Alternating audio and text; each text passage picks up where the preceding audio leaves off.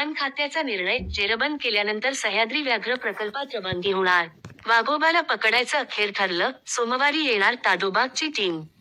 KDM news प्रतिनिधी, सोलापूर. बार्शी तालुक्यातील विराग, कारी, आगळगाव आणि चारे गावांमध्ये मागील 17 दिवसांपासून वावरणाऱ्या वाघाला जेरबंद करण्याची परवानगी नागपूर येथील वन विभागाच्या मुख्यालयाने दिली आहे.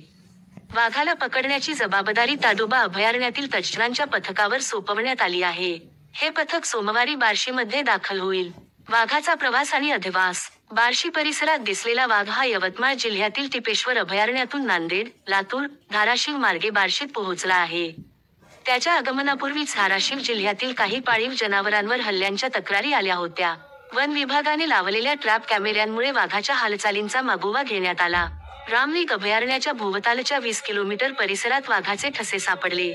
नुकतेच नारी गावच्या सीमारेषेजवळ वाघाच्या ठशांचे पुरावे मिळाले आहेत. वाघाला सह्याद्री प्रकल्पात हलवण्याचा निर्णय. बार्शी परिसर वाघाच्या नैसर्गिक अधिवासासाठी योग्य नाही, तसेच येथे त्याला पुरेसे खाद्य उपलब्ध होत नसल्यामुळे तो पाळीव जनावरांवर हल्ले करत आहे. यामुळे वाघाला सह्याद्री व्याघ्र प्रकल्पात हलवण्याचा निर्णय घेण्यात आला आहे. या प्रकल्पात वाघाला पुरेसा नैसर्गिक अधिवास आणि खाद्य मिळेल. मोहिमेची तयारी. रामलिंग अभयारण्यात सध्या वन विभागाच्या 30 ट्रॅप कॅमेऱ्यांद्वारे वाघावर लक्ष ठेवले जात आहे. सोमवारी चंद्रपूर येथून ताडोबाच्या तज्ज्ञांचे पथक बार्शीत येणार असून, त्याच्या मार्गदर्शनाखाली पुढील कार्यवाही केली जाईल. वाघाला पकडल्यानंतर रेडिओ कॉलर बसवून सह्याद्री व्याघ्र प्रकल्पात सोडले जाईल.